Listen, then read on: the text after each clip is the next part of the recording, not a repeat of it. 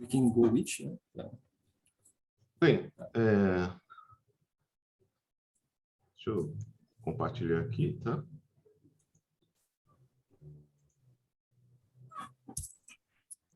Vocês estão vendo aí? Está aparecendo sim, professor. A tela cheia da apresentação? Sim, tela cheia. Então, agradecer ao professor Quarelli, tá bom? Professor, por estar nos recebendo, não? Ao Bruno, que fez essa ponte, esse contato todo, né?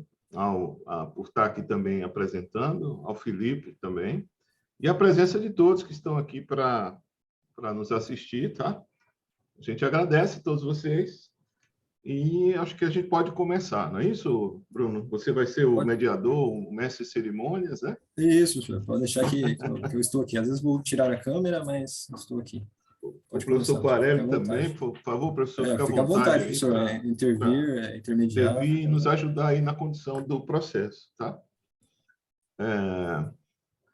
Então, eu vou começar a apresentação, tá?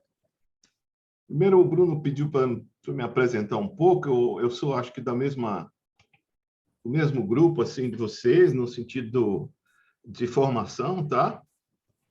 Eu sou de Salvador, Bahia, né? E fiz o curso técnico também, da mesma forma que vocês, e concluí na década de 80 num colégio estadual da Bahia, que era um colégio técnico. Lá nós temos a Escola Técnica Federal também, mas eu fiz num colégio estadual. Aí entrei na graduação na elétrica em 81, né? E aí entrei na vida de startups naquela época, tá? Porque eu já tinha um histórico prévio de eletrônica como hobbyista, comecei em 78, já tem um bom tempo, quase ninguém aqui era nascido, tá? E então, aí eu entrei nessa startup de Calcom Tecnologia, né? Fui convidado, estava estudando, aí me convidaram e foi tão interessante que me empregaram lá, e isso acabou atrasando bastante minha conclusão do curso, mas a gente desenvolvia computadores industriais lá para Petrobras e algumas outras empresas e alguns sensores. Tá? Depois dessa empresa, eu fui convidado para uma outra startup. Na Calcom Tecnologia, eu era funcionário lá, e a Teclog Automação Industrial, eu fui convidado para ser sócio na época, tá?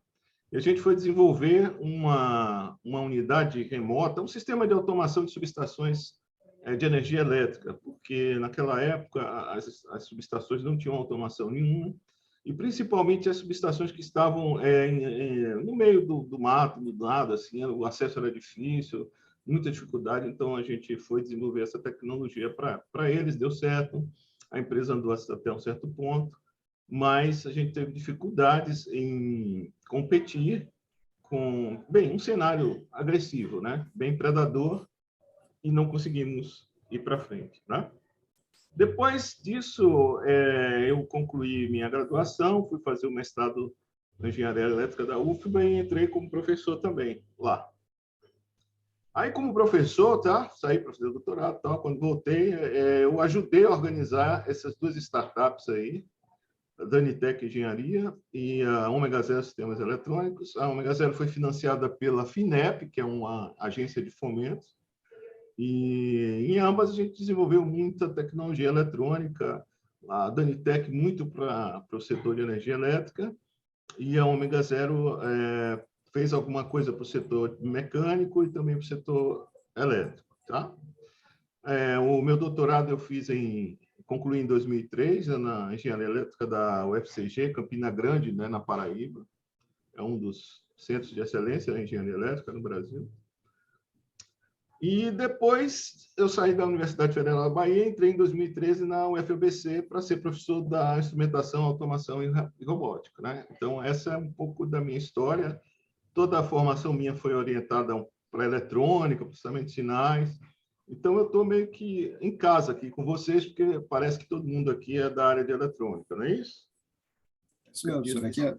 Aqui assim, o departamento é o departamento de elétrica e os alunos, eu acho que na maioria aqui são do técnico em eletrônica. Né? Então, pois é.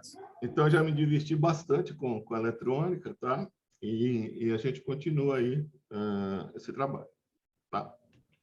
Bem, a UFABC, né? daí ela tem engenharias e bacharelados, tá? Só para apresentar um pouco a universidade. No campus de Santo André, eu estou lá na instrumentação, automação e robótica, né? Mas temos as outras engenharias mais correlatas à nossa área, que seria energia, informação, aeroespacial e biomédica, né? Estão mais próximas do nosso trabalho. E tem a turma lá dos bacharelados, né, que é a biotecnologia, né, e a neurociência, que também tem uma correlação com o que a gente faz. Ciência da computação também tem correlação com o que a gente faz aqui nesse trabalho de pesquisa, tá?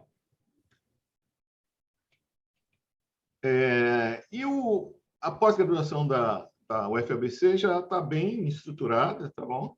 Tem um conjunto grande de programas de mestrado e doutorado e de mestrado. Eu estou atuando atualmente na engenharia da informação, tá? E na engenharia elétrica. Bruno e o Felipe estão fazendo doutorado na engenharia da informação. Não é isso, Bruno? Felipe? Isso mesmo. Isso. E o Felipe fez o mestrado na engenharia elétrica e o Bruno também, não é isso? Isso mesmo, sim. Pronto. Bem, como eu tenho alunos dos dois cursos, aí confunde um pouco às vezes, tá? Então, mas tem todos esses cursos aí, bem interessante lá, esses programas. Bem, aí nós temos o nosso grupo de pesquisa, isso aí é um exemplo de algo que eu coloquei lá no ResearchGate, né, que é tipo uma rede social de cientistas, né, de pesquisadores, onde a gente coloca as nossas ideias e discute, troca informações. E esse é um projeto que eu comecei em 2016, né, fazer uns posts lá para colocar umas ideias de 2016, 2017, tá? E tá aí o Bruno e o Felipe estão lá como colaboradores, tá? Tem bastante seguidores do mundo inteiro esse projeto, é bem interessante. Tá o link aí, quem quiser dar uma olhada, pode dar uma olhada, tá certo? Bem, a UFABC tem vários laboratórios, é só entrar lá no site da universidade, vocês vão poder. São laboratórios provavelmente muito parecidos com os de vocês, né, do Instituto Federal, os laboratórios de eletrônica, mas tem outros laboratórios da pós e de outras áreas que vale a pena dar uma vasculhada lá no site da UFABC para compreender melhor o que é que tem. Estou fazendo um pouquinho da propaganda aí da universidade, né, que faz parte. Quem sabe algum de vocês vai parar lá e vai trabalhar conosco, né? Então, ou a gente estabelece um vínculo de cooperação com o Instituto, através de alguns trabalhos, etc. O Bruno já me mostrou até uma plaquinha que vocês fizeram com Arduino, que eu achei bastante interessante, Bruno. O pessoal do quarto ano, sim. E a gente usa o Arduino lá no curso de sistemas microprocessados também, tá? Então, dada essa apresentação geral do nosso grupo, de quem sou eu, da universidade, tá? Vocês podem perguntar depois, qualquer outra informação que desejarem. Vou começar a mostrar e a gente pode bater um papo depois, tá? Então, vamos começar pensando quais foram as primeiras computações no planeta, né? Então, essa coisa surgiu através de quê? De fontes de hidrotérmica, fontes submarinas, né? Onde você tem a erupção de vulcão, e esse calor aí forneceu energia para que houvesse aglutinação de máquinas moleculares que construíram os primeiros organismos vivos há 3,5 bilhões de anos atrás, tá?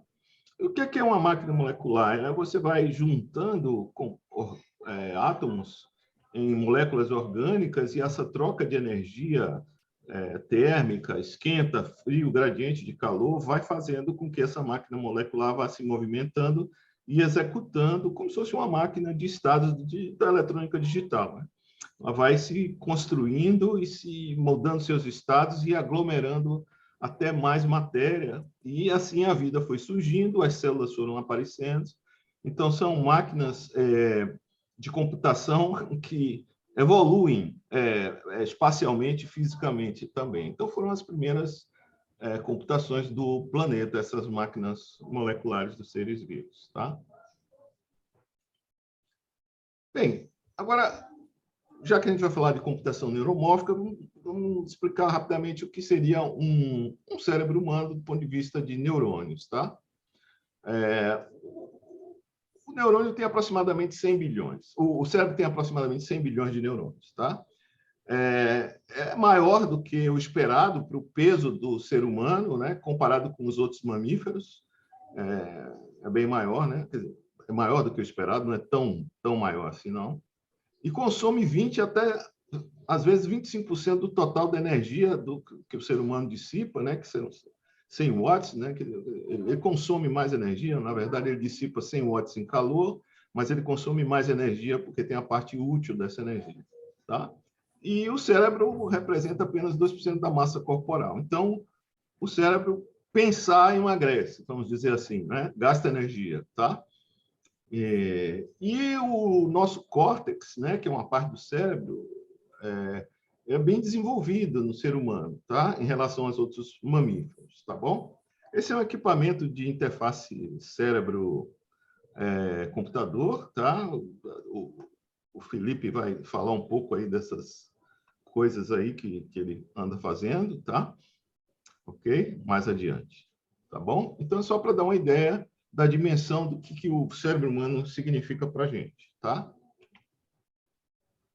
Bem, uma outra comparação agora é entre o tamanho do neurônio e de um transistor convencional que vocês já estão acostumados a ver, a conhecer o que é um transistor, né? Então, a gente tem, em linhas gerais, esses 3 tipos de neurônio, né? Um neurônio que capta sinais sensoriais, tá bom? Tipo sinal de calor, de dor, tá?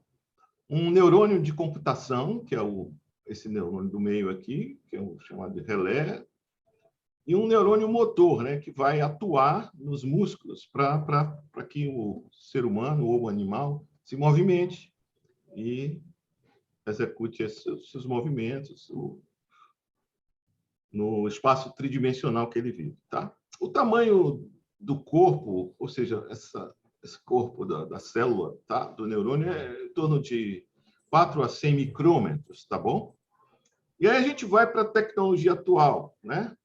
A TSMC, né, que é de Taiwan, ela está agora para lançar em 2022 um processo de produção de 3 nanômetros, com essa tecnologia FinFET, né, que é uma sigla para Thin Field Effect Transistor, né? Quer dizer, você tenta colocar ele um pouco em pé para acomodar mais, para aumentar a densidade de transistores dentro do circuito integrado, tá? Essas outras tecnologias ainda estão no início, tá? A Samsung está desenvolvendo essa tecnologia do Gate All-Around Field Effect Transistor, que seria o gate está envolvendo os canais, tá? Do FET.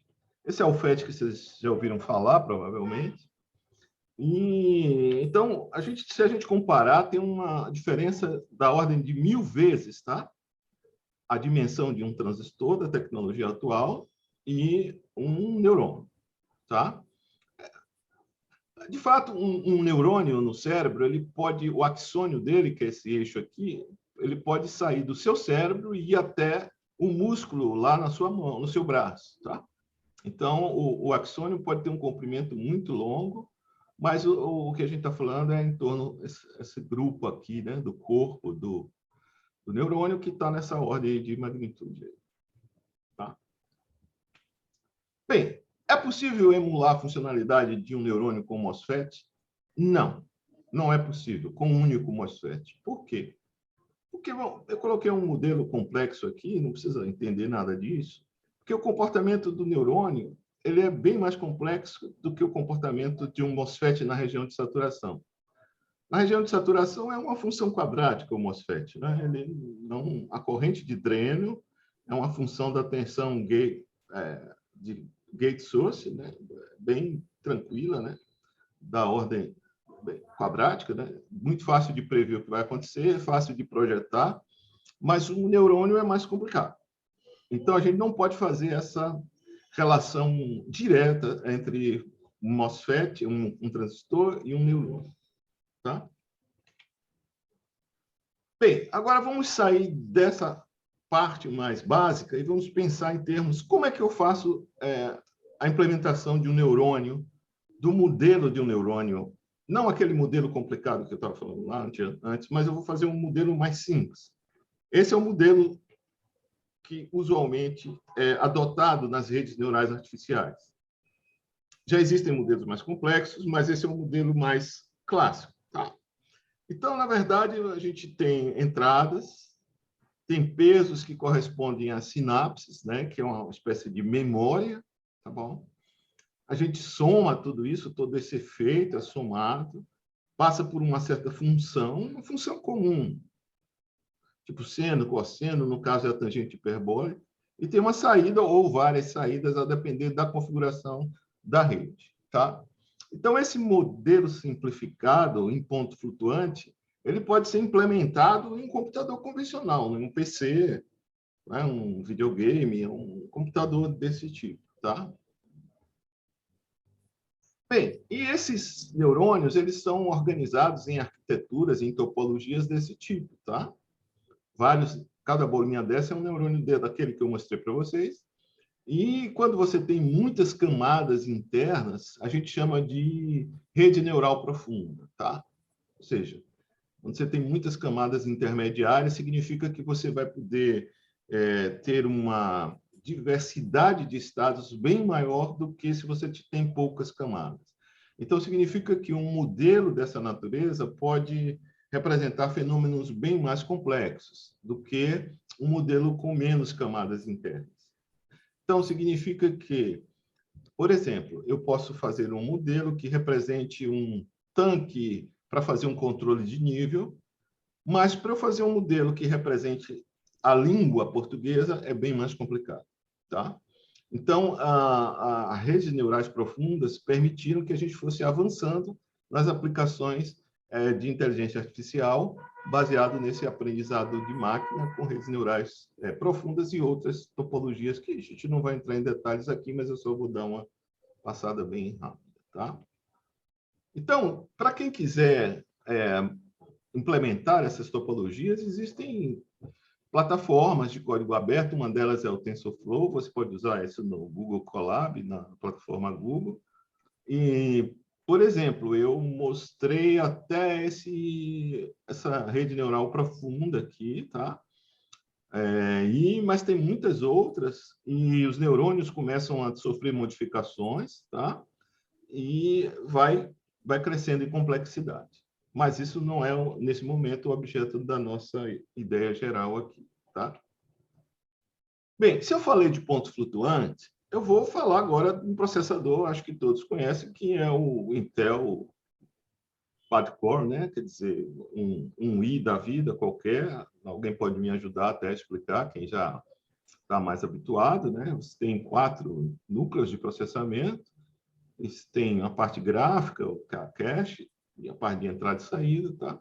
Então, isso é um processador em ponto flutuante e a gente pode usar essas redes neurais com aquele modelo que eu falei para vocês e implementar a rede neural num processador como esse. No seu PC, em casa, tá?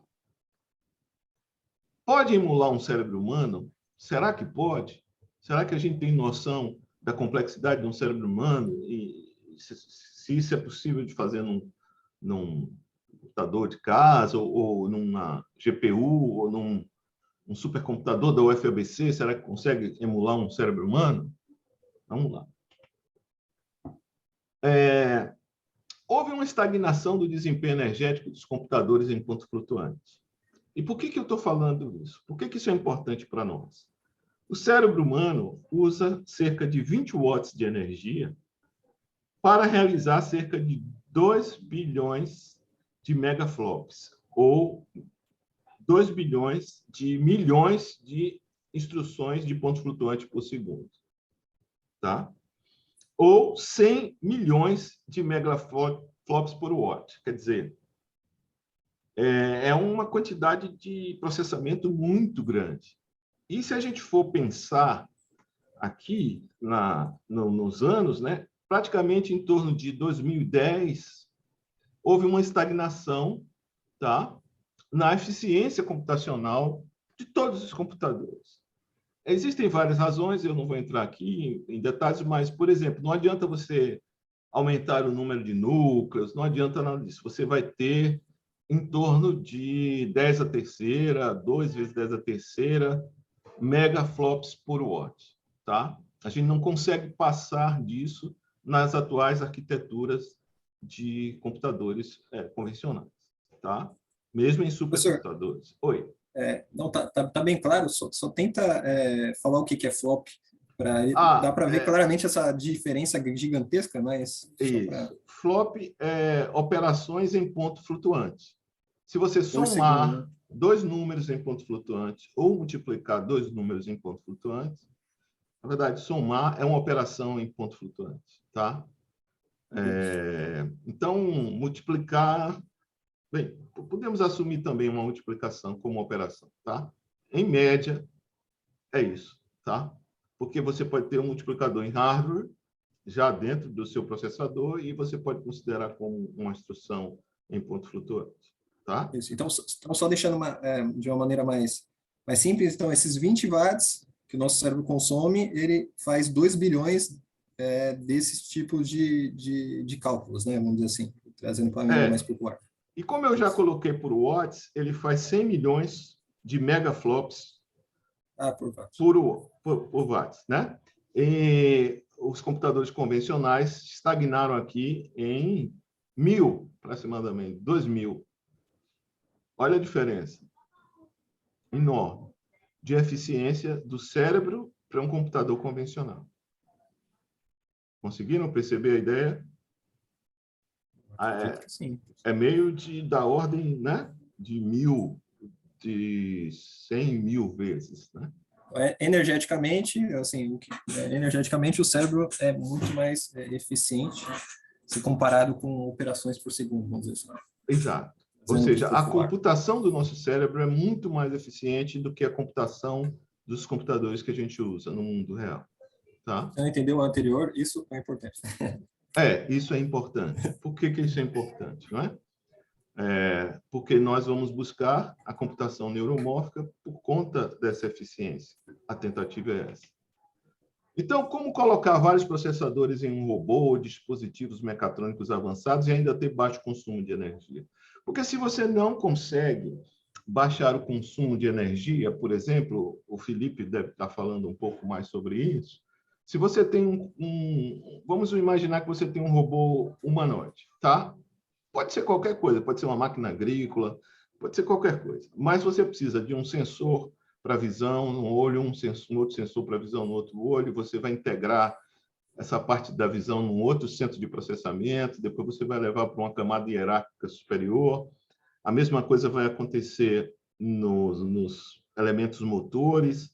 Em geral, a gente pode até perceber que quando você toca em algo quente, o seu braço automaticamente retira a mão de algo quente sem passar pelo seu cérebro. Na medula, tem um processador que, ao detectar que você tocou em algo quente, já atua seu braço. Tem um processamento distribuído. O ser humano é totalmente em processamentos hierárquicos distribuídos, tá? Os animais em geral. Então, quando você manda um comando para você andar, você já tem uma camada hierárquica inferior sua que foi treinada para executar aquele movimento e você, em nível consciente, não precisa mais estar pensando em cada músculo que você está atuando para poder andar. Então, você vai fazendo essa distribuição e algumas coisas, não é? Por exemplo, quando algum objeto vai se aproximando do seu olho, você pisca, fecha o olho, você nem pensa nisso, isso já está num processador distribuído próximo aos músculos oculares, tá? Então, existem vários processos distribuídos na nossa neuroanatomia, na nossa biologia neural, que estão começando a acontecer na tecnologia artificial, tá? Então, a gente vai ter que encher um humanoide ou uma máquina de processadores. Por exemplo, um caça moderno tem entre 50 e 100 processadores rodando nele. Eu não sei quanto é que um veículo tem, tá? Mas um caça moderno está na ordem de 100 a 50 processadores. Eu não sei quanto é que um drone tem, não sei um míssil quanto tem, mas você certamente tem um míssil, você tem que ter o seu processador de imagem, você tem que ter seu processador de controle de navegação, são coisas separadas. Então, você começa a crescer muito o consumo de energia, porque você vai ter que acrescentar muitos processadores, periféricos na sua hierarquia, e você pode ser que o seu humanoide, seu robô seja avançado do ponto de vista de economia energética nos movimentos, mas o seu processamento vai consumir tudo, tá? Bem, então a computação neuromórfica pode ser a solução de alta eficiência energética. Bem, por quê? Porque ela trabalha com pulsos, né? Nossos neurônios, os neurônios dos animais, eles trabalham com pulsos, tá?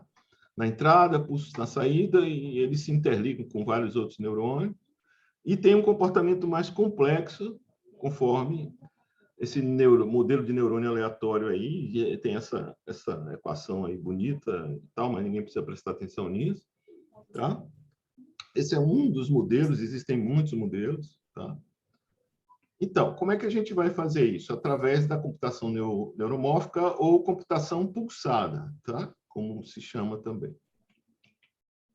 Bem, existe uma solução comercial disponível para a computação neuromórfica? Olha, o que é que nós temos? Peço desculpa porque uma parte está em inglês, outra parte está em português, mas é que ainda não, a gente não teve tempo de elaborar todo esse material em português. Não está disponível essa informação. A gente está construindo toda essa informação em língua portuguesa, tá? Então, a gente tem a arquitetura convencional que você já conhece, que é a arquitetura von Neumann, tá? Onde lá está o Arduino, o PC. O PC tem essa coisa, pode ser Harvard de arquitetura, mas no fundo é muito próximo disso aí, tá? Então, você vai buscando sequencialmente as instruções na memória e executando essas instruções, tá? E no caso da computação neuromórfica, é extremamente paralelo, tudo é paralelo, tá? Então, você consegue ter uma velocidade de execução bem alta, ok? E se você tem um neurônio que gasta pouca energia para cada comutação dos pulsos, tá? Você vai ter uma eficiência energética muito alta, tá? Então, é síncrono porque você tem um clock, né? Sua CPU lá. Eu comprei um PC de 4 GHz. Aqui é síncrono, ou seja, aconteceu algo, aí que ele vai atuar. Se não aconteceu algo, não acontece processamento. Então, o processamento é sob demanda. Aqui o processamento é constante na arquitetura von Neumann. Você está sempre dissipando energia, você está sempre aquecendo lá a sua CPU. Claro, você pode fazer um balanço de carga, mas você sempre está gastando energia. E quando você está no processamento paralelo, a gente tem uma coisa que a gente chama de espacidade, que é o seguinte: você não precisa atuar todos os nós dos seus neurônios para fazer um processamento. Você só atua aquilo que está correlato com aquela informação que você quer processar, tá? Isso reduz muito o consumo de energia.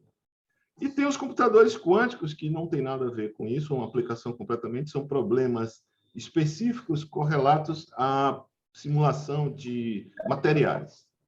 Por exemplo, eu quero simular um material que eu vou usar para sintetizar uma droga. Então, eu vou simular a estrutura molecular nesses computadores quânticos. Como demanda muitos cálculos, os computadores quânticos eles podem ser construídos de forma que você dedique uma programação bem específica para aquele tipo de síntese molecular e ele vai ter um desempenho muito superior a um supercomputador convencional. Mas só nesses casos específicos. Então, isso não tem a ver com o que nós estamos falando, computadores quânticos, eu só coloquei só para dar uma perspectiva a vocês. Tá? Só em resumo, né, professor? Tudo que a gente vê hoje em dia está aí do lado esquerdo, né? Essa arquitetura von Neumann. Isso, que é a eletrônica que vocês aprendem aí no técnico integrado. Essa arquitetura em si vocês vão aprender no 4º ano, né? Na disciplina, provavelmente, do professor Heck. Mas eletrônica digital vocês têm desde do primeiro ano, né? E tudo que você vê de equipamento é com ela, né? Aqui o professor está falando de uma outra arquitetura, né? Que ainda não está em nenhum equipamento aí comercial que a gente possa comprar em alguma loja. E aí ele não utiliza binário, né? Então, valores binários, mas ele utiliza pulsos e ele tem outras características, né? Em resumo aí. Pode continuar, professor. Ok. Bem, então, A Intel criou esse processador para começar a fomentar uma massa crítica de usuários, tá? Vamos pronunciar Lohai, ou Loihi, ou vocês que escolhem, tá? Como querem pronunciar, tá bom? Depois vocês assistem um vídeo e decidem se vão pronunciar em português, em inglês ou da forma como vocês desejarem, tá? Mas então a Intel desenvolveu esse processador que ele chama de neuromórfico, tá? E eu vou só fazer algumas considerações sobre esse processador específico, que ainda está numa fase muito introdutória de criar massa crítica da comunidade de usuários. A gente ainda não tem um produto comercial com, vamos dizer assim, uma IDE como Arduino, tá? Ou uma IDE como linguagem C, para você programar com facilidade esses processadores, tá? Então, eu vou fazer uma comparação aqui, tá? Um processador de última geração do iPhone pode ter 10 bilhões de transistores, tá? Num processo de 5 nanômetros ou menos, tá? Por qual razão o processador neuromórfico da Intel possui somente 1 milhão de neurônios? Cada neurônio usa 10 milhões de transistores? Olha, então eu vou começar a falar um pouquinho. Os neurônios desses processadores são programáveis em microcódigo. O que é um microcódigo? O microcódigo é como se eu estivesse programando uma instrução de um processador ATmega do Arduino, ou um processador em Pentium, ou um processador i7. Esse microcódigo ele vai dizer como que os dados vão circular da memória para a unidade lógica aritmética, para outras partes do processador, para que a instrução seja executada. Então, esse não é um neurônico puramente de pulsos apenas com 2 níveis, como é o nosso neurônio. Tá? O que eles fazem nesse projeto? Eles fazem neurônios de múltiplos valores de magnitudes, ou seja, é um neurônio com um número finito de amplitudes, um número inteiro, tá? Isso vai alterar, é como se tivesse um processamento não binário. Os seus pulsos, eles são de várias amplitudes, a amplitude está carregando informação, tá? E embutido no processador já tem a regra de treinamento, tá? Para que ele vá capturando os dados e recebendo o feedback. Quem já estudou controle aí do grupo sabe disso. Você precisa ter o retorno, a retroalimentação. Então, o processador já está preparado para aprender sozinho, tá? Então, você vai excitando algo, esse algo vai respondendo, essa resposta vai sendo reinserida de volta no processador, e esse processador vai aprendendo a fazer o controle ou a classificação ou a detecção de alguma imagem, tá? Então, ele aprende sozinho porque você fornece informações para ele, que ele aprende, tá? Então, ele é rápido, isso é uma característica, né? Eu sou 8 vezes mais neurônios em relação à primeira versão, provavelmente, e que são outras características que não são interessantes nesse momento. Essas que eu falei são interessantes. Então, não é que cada neurônio use 10 milhões de transistores. Uma parte desses transistores estão sendo usados para regra de treinamento, para fazer a leitura de sinais, para fazer a saída de sinais, etc. Então, deve ter uma parcela aí, pelo menos uns 8 milhões de transistores para fazer os neurônios programáveis com spikes também programáveis, tá? Então, não é exatamente a computação neuromórfica de fronteira que nós estamos buscando, tá? É um híbrido isso. Essa topologia aí é um híbrido entre a arquitetura von Neumann e a computação neuromórfica pura, tá? Mas é o que a gente tem disponível como produto comercial introdutório para criar massa crítica de usuários, tá?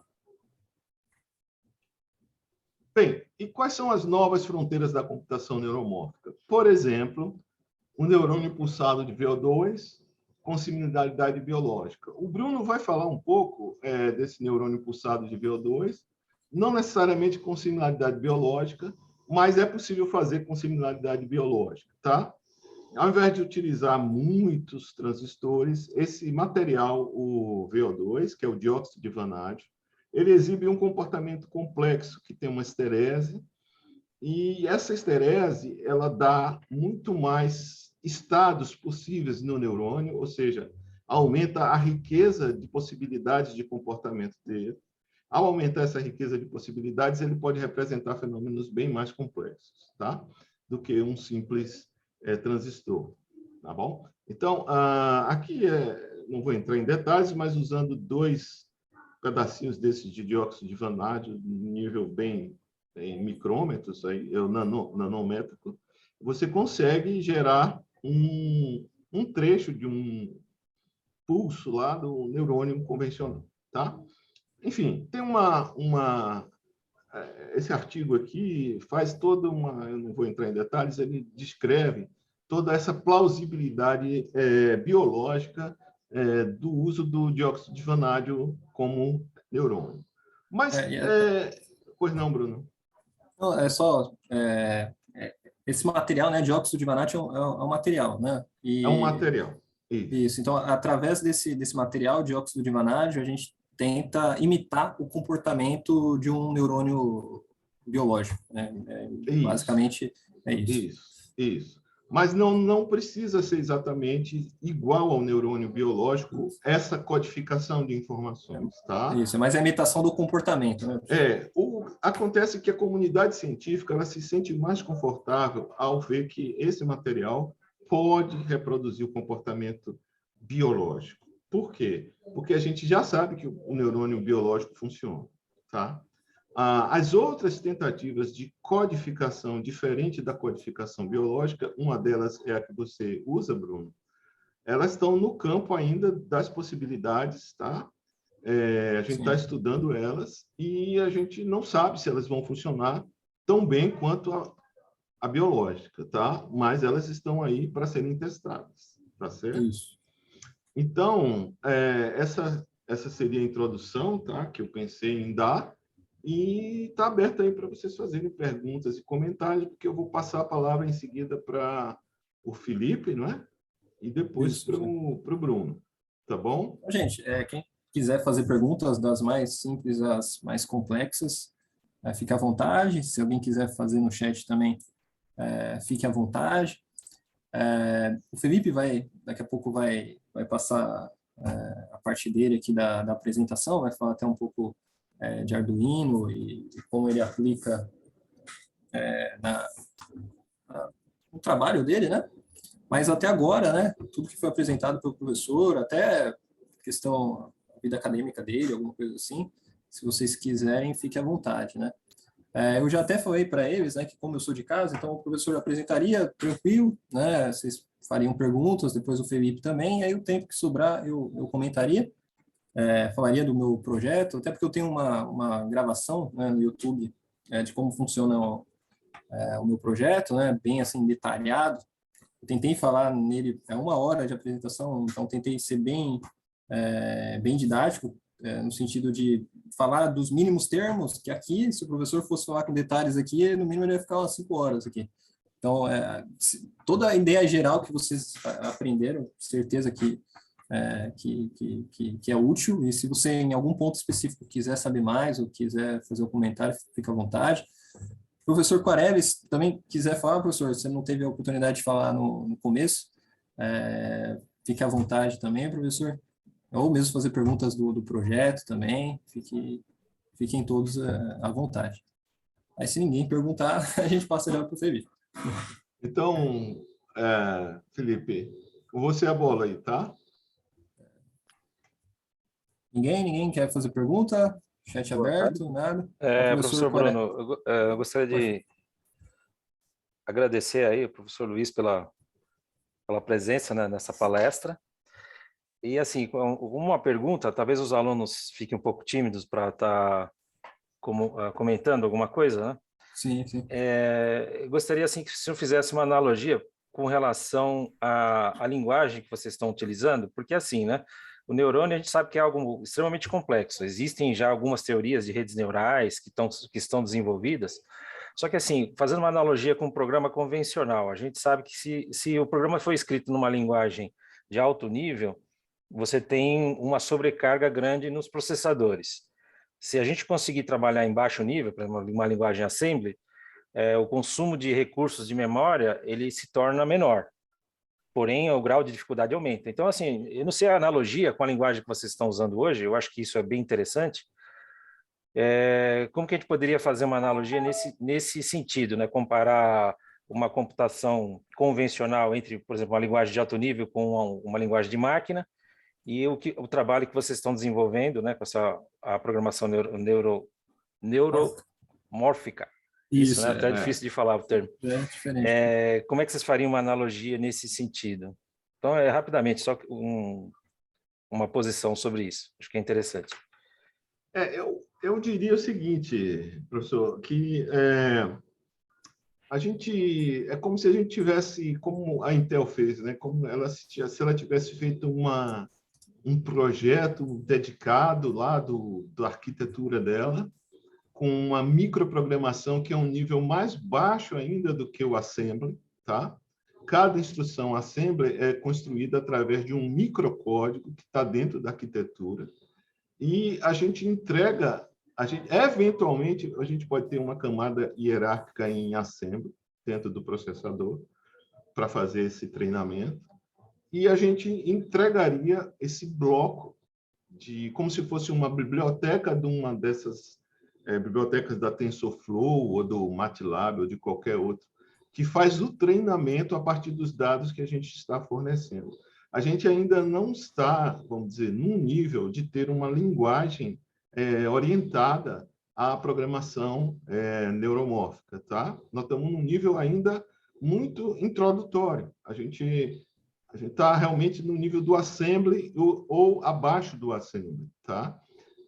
Eu diria que na inteligência artificial em ponto flutuante convencional já existem bibliotecas onde se pode usar uma linguagem muito mais fácil de trabalhar, ou seja, em Python é possível você preparar tudo para poder fazer o treinamento da inteligência artificial para uma linguagem natural, por exemplo.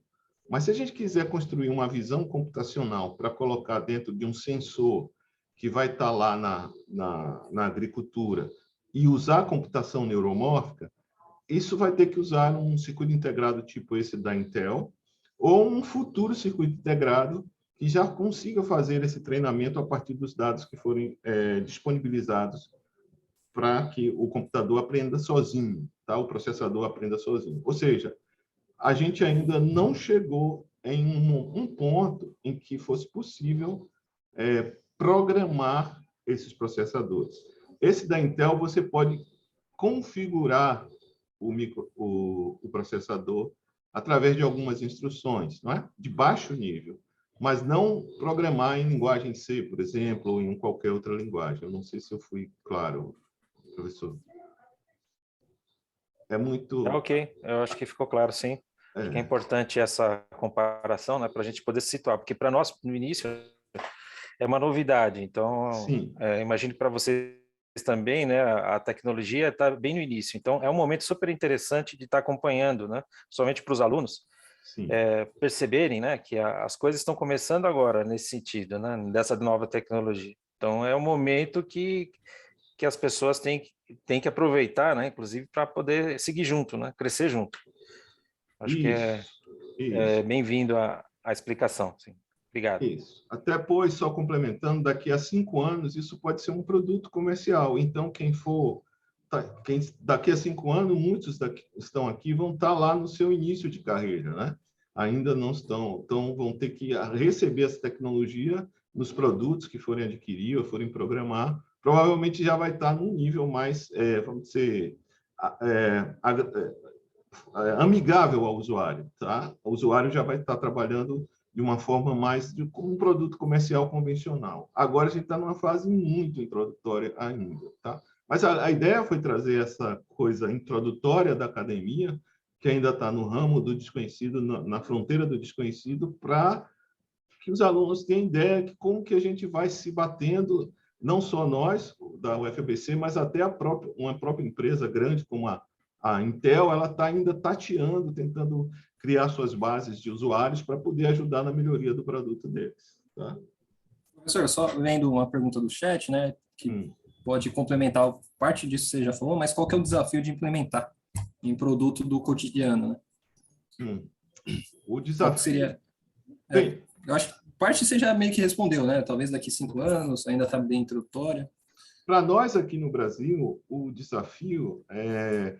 A gente pode fazer redes pulsadas de dimensões menores em algum projeto chamado de multiusuário. O que são esses projetos multiusuário? Como nós não dispomos aqui de foundries, que seriam essas fábricas de circuitos integrados, né? Usualmente, a gente pega uma carona naquelas pastilhas que são feitas para muitas universidades. E aí a gente entra nesse projeto, geralmente a FAPESP, né, que é a Agência de Fomento do Estado de São Paulo, financia o seu chip, e aí você pode desenhar alguma topologia com poucos neurônios para testar suas ideias e colocar lá na pastilha. Um dos desafios é que é o seguinte, um processo industrial, vamos imaginar que a gente colocasse na fábrica, uma fábrica menor que a Intel, tá? Mas essa fábrica não tivesse o dióxido de vanádio nos seus procedimentos. Aí a gente não conseguiria colocar o dióxido de vanádio, a gente teria que fazer parecido com o que a Intel fez, usando uma microprogramação, uma linguagem assembly ou tecnologia digital CMOS, MOSFET ou FinFET. Tá? Como que a gente poderia fazer? Buscar colaboração com universidades que conseguem fazer esses projetos mais híbridos, projetos muito específicos que estão ainda na fase de pesquisa. Então, o desafio é grande. Nós, no Brasil, não temos condições de fazer a implementação física do circuito integrado, mas nós podemos simular nos simuladores de circuito integrado e podemos entrar em um projeto multiusuário para poder fazer a implementação em universidades ou empresas de fora do Brasil. Tá? Respondido. Vamos dar mais uns 30 segundos de silêncio, que aí, quando tem silêncio parece que eles perguntam. Boa tarde. Mas, senão... Oi. Boa tarde. Boa tarde. É uma pergunta que foge um pouquinho do tema, mas nem tanto. Vocês acham que algum dia conseguiriam replicar o cérebro humano, meio que de forma mecânica? Não estou falando hoje, daqui a alguns anos, estou falando algum dia, no futuro. Seja 100, 200 anos. Você está perguntando se a gente pode ter uma inteligência artificial geral, né? Porque todas essas inteligências artificiais que a gente vê hoje no mercado e que a gente está falando aqui são inteligências artificiais particulares, ou seja, elas tratam de problemas específicos, como tradução de texto, geração de voz, visão computacional para um míssil, para agricultura, controle de um braço do robô, controle de uma prótese biônica. Então, a gente tem níveis de inteligência localizados. Até para poder ajudar a provar um teorema, por incrível que pareça, é um nível de inteligência localizado, porque são técnicas estabelecidas. A gente já usa a inteligência artificial para ajudar a provar um teorema. Alguns alunos do grupo já usaram inteligência artificial para projetar controladores, que vocês estudam aí provavelmente em teoria de controle. Não sei, Felipe, você chegou a ajudar a gente a fazer isso? Acho que sim. Então, isso é muito mais fácil de fazer do que uma inteligência geral, uma que pudesse observar o mundo e pudesse tomar atitudes como um ser humano. E, eventualmente, tivesse até a consciência de sua existência. Isso aí, existem especulações filosóficas ainda muito primitivas e a gente está distante disso ainda, muito distante. Mas já tem muita gente trabalhando nessa inteligência artificial geral que eventualmente poderia resultar no que você... Não estou querendo cometer um sacrilégio aqui, mas uma alma artificial, não é? talvez sua pergunta seja essa, talvez daqui a 50, 100 anos, não sei. Obrigado.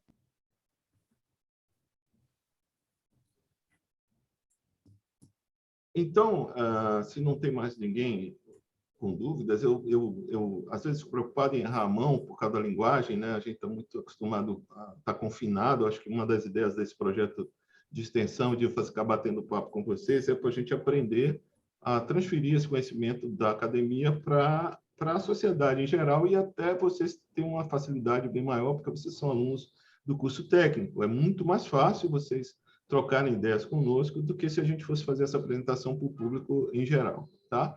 Mas, às vezes, eu peço até desculpas a vocês, porque eu nem sempre encontro as palavras adequadas para fazer essa comunicação. O Bruno me ajudou um pouco aí, né? A gente fica muito confinado, tá? E esse trabalho aqui, eu agradeço a vocês por estar dando essa oportunidade da gente aprender a comunicar melhor as nossas ideias com vocês, tá? Ué, foi excelente, professor. Eu só intervim naquelas palavras que eu sei que não são comuns lá para o pessoal da eletrônica, né? Porque às vezes a gente fala muito da área da informática, né? Uhum. E não é da área deles, então eu teria que explicar para eles entenderem o sentido. Mas foi excelente. Então, acho que eu dei uma visão talvez até mais filosófica, mas eu acho que o Felipe vai dar uma visão mais divertida, porque ele meteu a mão na massa e fez as coisas, não é isso, Felipe? Vou passar a palavra para o Felipe, tá, Felipe? Fica à vontade, Felipe. Beleza, beleza.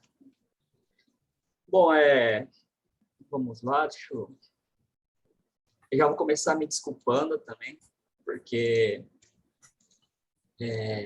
apesar do texto aqui estar no início em português, o resto do texto está em inglês, né? Como o professor disse, a gente está trabalhando aí meio que num padrão aí mais internacional, né? Tentar divulgar mais nossos trabalhos, né? Porque a maioria dos trabalhos que é escrito em português acaba não tendo essa visibilidade aí ao redor do mundo, né? Então a gente está meio que padronizando essa escrita em inglês e eu realmente infelizmente não tive tempo para poder traduzir toda essa informação para vocês. Deixa eu só perguntar, vocês estão me vendo? Estão vendo a tela aí do PowerPoint? Tá? A voz está saindo uma altura boa aí para vocês? Felipe, tá assim. Você que eu acho que não está aparecendo, pelo menos para mim, não está aparecendo mais, mas está aparecendo o PowerPoint. Não a apresentação. Agora apareceu você também. Tá. Pronto, beleza, tá então, em modo apresentação. Tranquilo. Bom, vamos lá. Então, vamos começar, né? Eu vou falar um pouco sobre as próteses robóticas, né? Que é parte desse bate-papo de hoje. E talvez seja a parte que interesse muitos de vocês, né? Que estão aí na área de eletrônica. Porque acho que, assim como vocês, eu sou um dos maiores fãs das próteses robóticas, né? As próteses biônicas. Quem nunca assistiu lá o filme do Eu, Robô e imaginou se um dia realmente os seres humanos serão capazes de se unir com as máquinas de forma natural, né? Tipo, de você ter um braço robótico. É lógico que aí o ser humano ele acaba extrapolando um pouco e quando você vai ver o cara não tem um braço, ele tem uma bazuca no braço, por exemplo, né? Então, mas hoje nós estamos caminhando aí com uma ideia mais de tentar ajudar as pessoas que de repente tiveram uma amputação aí, que tem a mobilidade reduzida. Mas vamos começar pelo começo, né? Eu estou trabalhando aí hoje nesse projeto de próteses robóticas, né? Ele é um projeto recente do nosso grupo de trabalho, na verdade, foi uma escolha bastante minha e do professor, né? Seguir nessa área, até porque ele não era o nosso know-how, né? Do grupo de pesquisa, e a gente decidiu que é um assunto interessante e realmente valia a pena, assim, esse esforço, né? Então, aqui eu coloquei o que eu estou trabalhando hoje, né? Que eu estou trabalhando na aquisições de sinais elétricos musculares, aí, os sinais EMG, e também vou trabalhar aí em reconhecimento de padrões, né? E futuramente, construção das próteses, esse tipo de coisa. Para quem não me conhece, meu nome é Felipe Sadamio Iba da Costa, eu sou engenheiro mecatrônico pela Unibana, eu me formei em mestre em engenharia elétrica na UFABC, sobre orientação do professor Luiz, e agora sou doutorando em engenharia da informação também, sobre orientação do professor Luiz. E minha linha de pesquisa aí são próteses robóticas e sistemas inteligentes, né? O que inclui inteligência artificial, sistemas de optimização, né, meta-heurísticas, esse tipo de coisa. Certo? Eu acho que a primeira pergunta que a gente tem que fazer quando a gente pensa numa prótese robótica, o que realmente é uma prótese robótica, né? A prótese robótica, ela é um componente artificial que tem como objetivo suprir as necessidades de uma pessoa ou de alguém que perdeu um membro, né? E qual a diferença de uma prótese normal para uma prótese robótica? A diferença é que a prótese robótica, você vai utilizar aí sistemas inteligentes, você vai usar atuadores, né, que são motores, mecatrônicas avançadas, para fazer o controle do braço, né? Enquanto as próteses mais comuns, mais antigas, eles não tinham nenhuma funcionalidade, né? Eles eram simplesmente peças mais estéticas, né? Bom, hoje as próteses elas estão divididas em basicamente 2 tipos, né? São as próteses internas e as externas, as próteses robóticas, né? As próteses externas são as mais comuns que a gente vê por aí, que são as próteses de braço, de mão, de perna. Já as próteses internas são as que vão ser colocadas dentro do corpo humano. Por exemplo, eu vou trocar meu rim por um rim artificial. Ele não deixa de ser uma prótese robótica, né? Tipo assim, ele tem lá uma forma de acionamento mais avançada e ele vai estar dentro do corpo humano. Então, basicamente, são esses 2 tipos de próteses que existem hoje em dia. E a pergunta é, hoje, como que as próteses robóticas elas funcionam? Todo mundo tem mais focado aí na parte da mão biônica, né? Que é o que eu estou trabalhando. Todo mundo acha assim que o ser humano ele é muito complexo, né? E ele realmente é. Se for pensar assim, ele realmente é. Mas se a gente for imaginar os músculos, né, que são os responsáveis por gerar o movimento, né, são os atuadores do corpo humano, ele só tem 2 funções no corpo humano, que é a de relaxar e contrair, né? Então, o músculo só faz isso, ele só relaxa e contrai. Então, como que a gente conseguiria fazer para que nosso dispositivo contraísse e relaxasse? Então, foi aí que a gente começou a incluir os atuadores, né, os motores. Então, os motores das nossas próteses, eles funcionam como os nossos músculos, né? Aí a gente vai ter o quê? Os tendões, vão ser aqueles fios que ligam as partes, né, ao motor, certo? Então, tipo assim, olhando assim de uma forma mais macro, né, olhando por cima, o sistema de construir o braço, ele não parece ser tão complexo, né?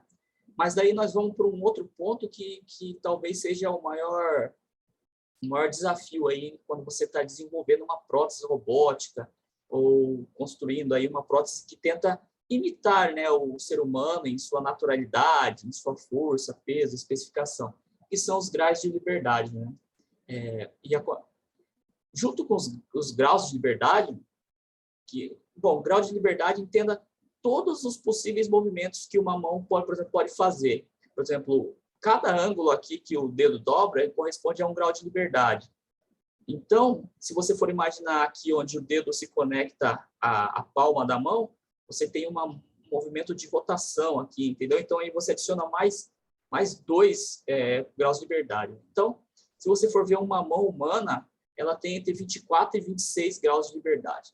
E esse é o maior desafio quando você tenta criar, ou você tenta imitar uma humana, por exemplo. Tipo, o sistema se torna muito complexo.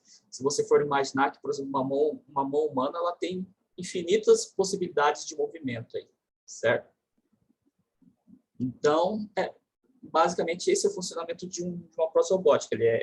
A gente substitui o que seria o orgânico por que algo poderia fazer a mesma coisa de forma eletrônica e elétrica, certo? E hoje em dia, quem faz esse tipo de pesquisa? Assim? Quem são os interessados em pesquisar as próteses robóticas? Existem 3 grupos básicos aí, né? Que são as empresas particulares, né?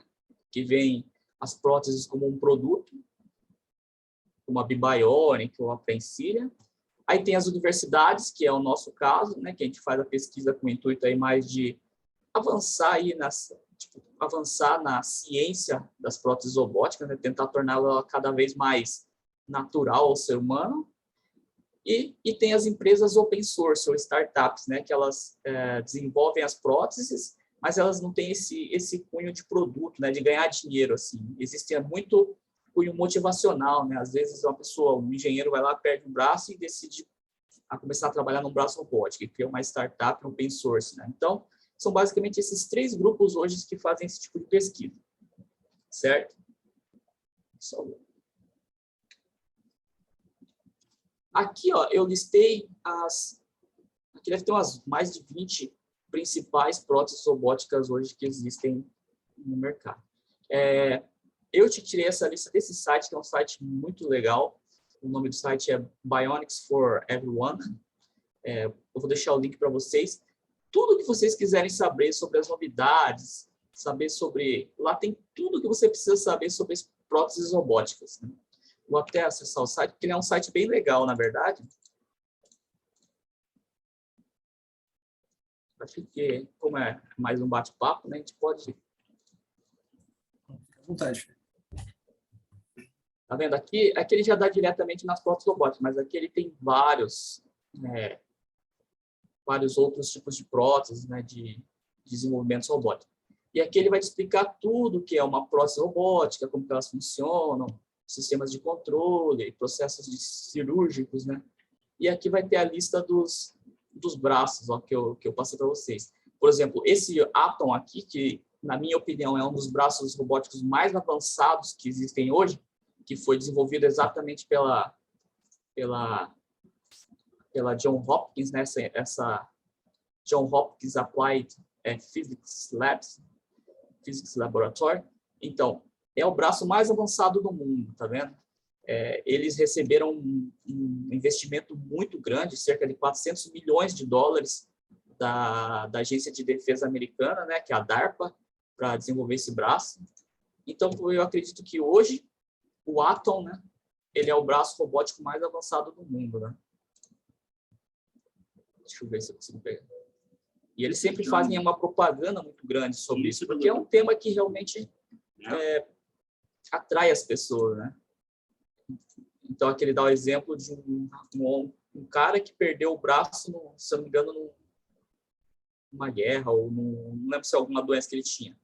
Mas é incrível como eles já estão no nível de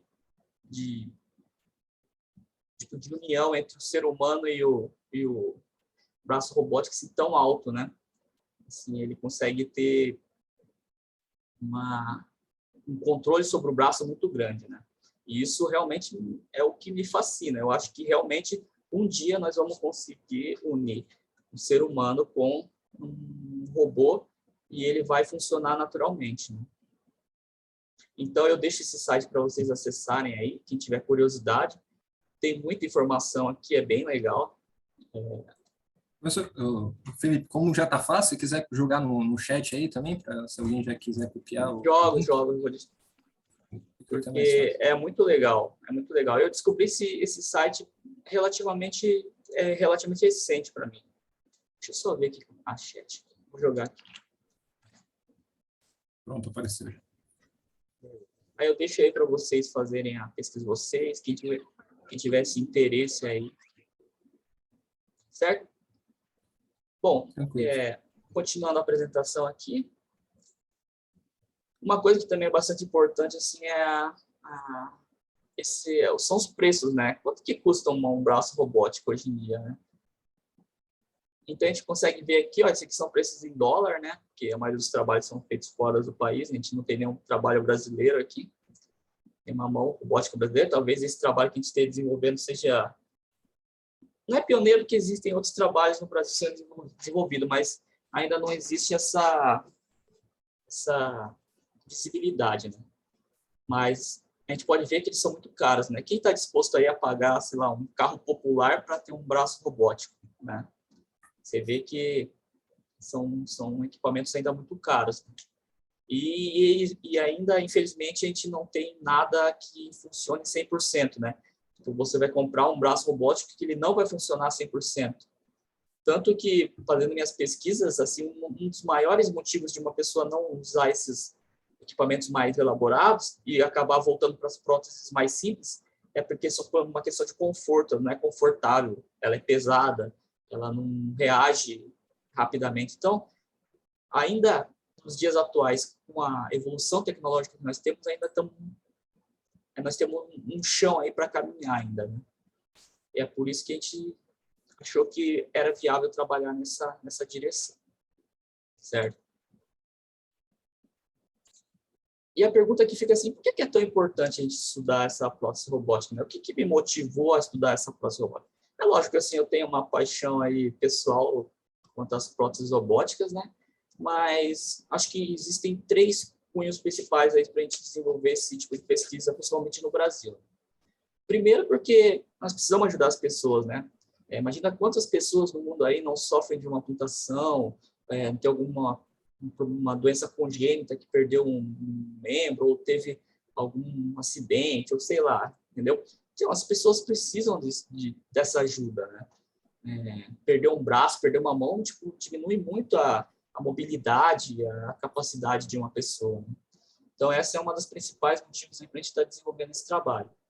Existe o cunho científico, né, que apesar do nível avançado que nós estamos hoje, ainda não existem próteses 100% funcionais, né? Talvez não seja a gente que vai desenvolver isso, ou talvez seja, não sei, de repente, quem sabe. E também tem o cunho tecnológico, né, que realmente existe uma possibilidade de se tornar um produto, né?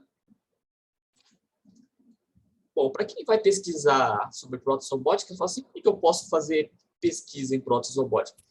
A pesquisa de prótese robótica, na verdade, ela é muito grande. Assim, a gente iniciou com o estudo de prótese robótica, mas, como vocês vão ver, a gente teve que dividir em várias etapas aí para poder tornar o projeto viável, né?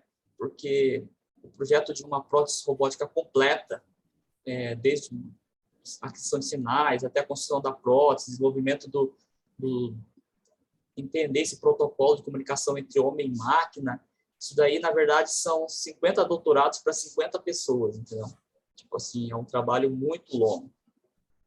Mas, basicamente, os estudos eles vão estar divididos em dois grupos, né? Os grupos voltados aí para a arquitetura da prótese, né? Que é a parte de construção.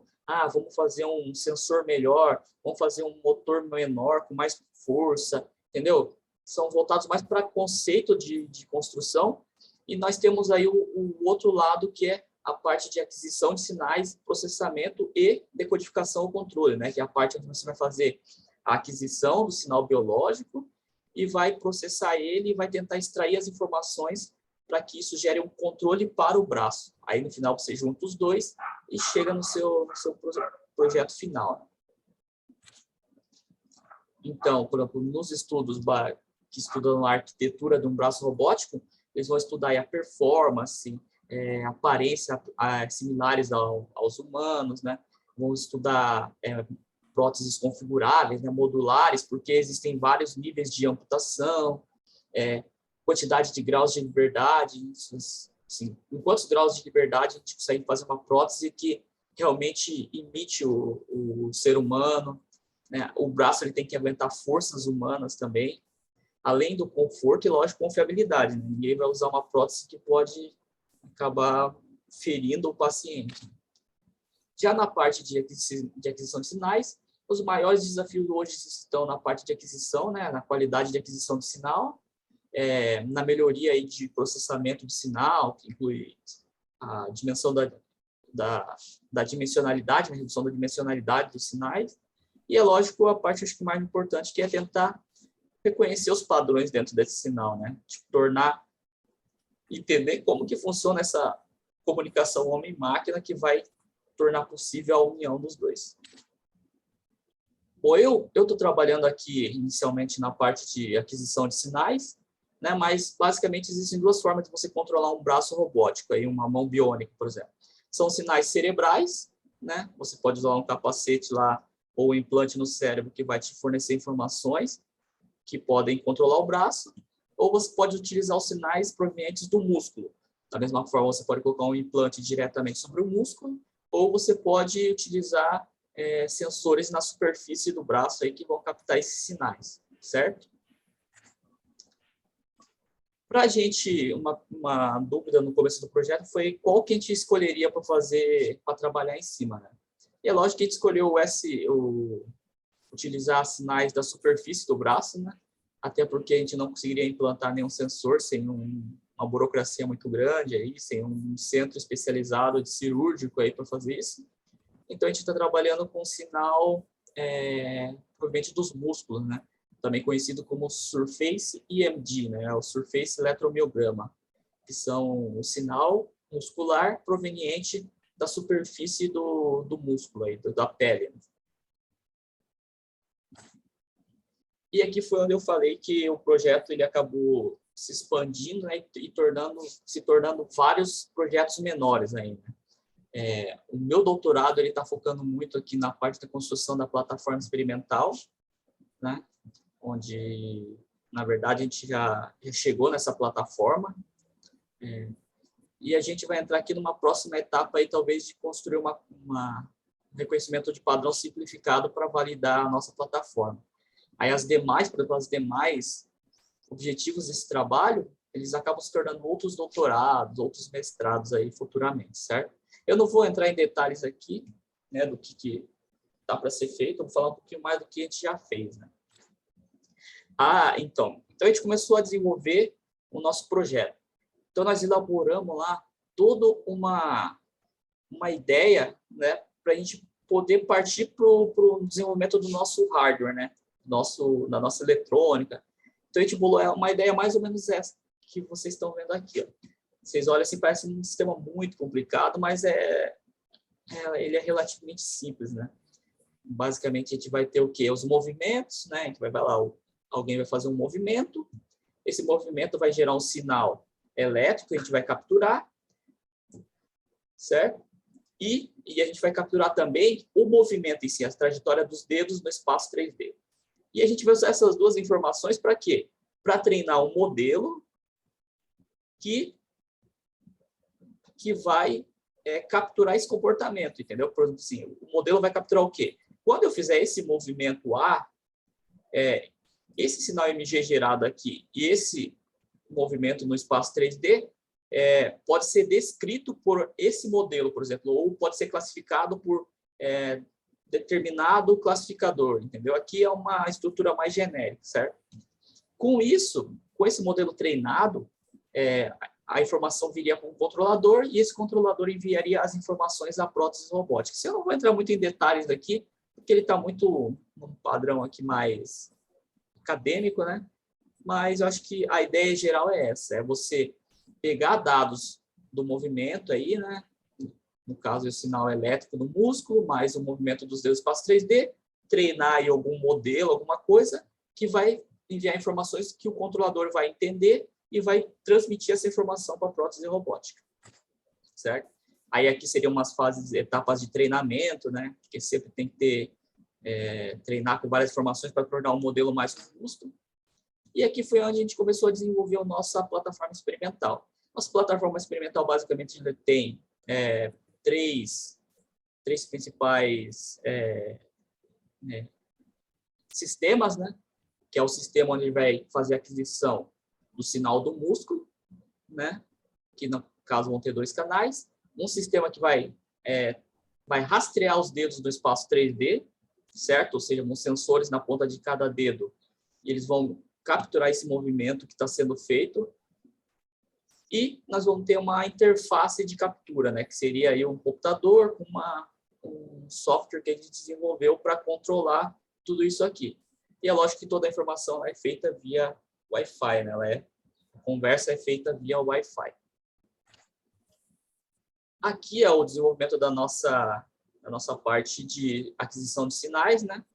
A literatura ela tem muita informação aí sobre aquisição de sinais biológicos, mas muitas delas são focadas para sinais cerebrais, né? Você tem muita informação sobre EEG, né? Que é o eletroencefalograma, mas você não tem tanta informação voltada para o EMG, né? Assim, você vê muitos trabalhos na internet, mas os trabalhos eles acabam não levando algumas considerações aí quanto a ruído, quanto amplitudes, frequências, filtragens, entendeu? Que podem realmente comprometer o sinal quando for fazer o pós-processamento. Então, nós temos aqui o ser humano, no caso, Nós sempre temos que ter uma isolação para proteger o ser humano de qualquer eventual choque elétrico. Aqui nós temos os eletrodos que vão ser conectados no ser humano, né? Os sistemas de eletrodo. Nós temos um sistema de eletrodo aqui que é o sistema de perna esquerda, que ele é utilizado muito no EEG, para eliminar interferências aí da rede, né? Sinais eletromagnéticos da rede. Aí nós vamos utilizar circuitos específicos, né? Que são amplificadores de instrumentação. Nós vamos fazer algumas filtragens aí para deixar o nosso sinal legível para o nosso conversor analógico. E esse sinal, então, ele é enviado para a CPU, né, para o controlador, que vai enviar essa informação via internet, via Wi-Fi para o computador, certo? Aqui a parte de isolamento, né, o nosso sistema ele é totalmente sem fio, então a pessoa não tem riscos de levar choques referentes à rede, mas toda vez que a gente conecta à rede, a gente usa um módulo, né, um módulo transformador daí, né, para evitar que não exista essa ligação direta entre o ser humano e a rede, né, evitar que a pessoa se conecte diretamente na rede com o risco de tomar choques aí, né, até uma defibrilação. Além que nós temos um circuito aqui de perna esquerda, que ele cria um caminho para que qualquer corrente parasita, qualquer coisa que não seja do circuito, ela seja jogada diretamente para o ground, né, para o terra, e não para o paciente. Então, a gente levou muito em consideração, isso aqui, sempre quando você vai desenvolver um sistema médico, você tem que levar muito em consideração, né, que é a segurança do paciente, né? Então, esse foi o primeiro passo para a gente começar a desenvolver o nosso hardware. O segundo passo foi escolher como a gente faria a captação do sinal, né? Então, a gente partiu aí para os eletrodos, né? Existem diversos tipos de eletrodos, eu não vou explicar o que é cada um, mas a gente partiu para o mais comum que existe hoje, que são os eletrodos de superfície da pele, né? Que são esses mais comuns que a gente vê hoje em dia aí para eletrocardiograma, esse tipo de coisa, certo? E eles são descartáveis, né? Então, eles são fáceis de adquirir, são baratos e são descartáveis, certo? Nós escolhemos uma configuração de eletrodos bipolar, que também é a mais comum, né? A gente tem a laplaciana, a monopolar. Só para você entender, a bipolar ela trabalha com um par de eletrodos, né? O potencial elétrico do músculo ele vai ser medido entre o par de eletrodos. No caso monopolar, a gente teria um eletrodo central e vários outros eletrodos ao redor, e o potencial muscular seria comparado com esse eletrodo de referência. Enquanto o laplaciano, você tem uma rede de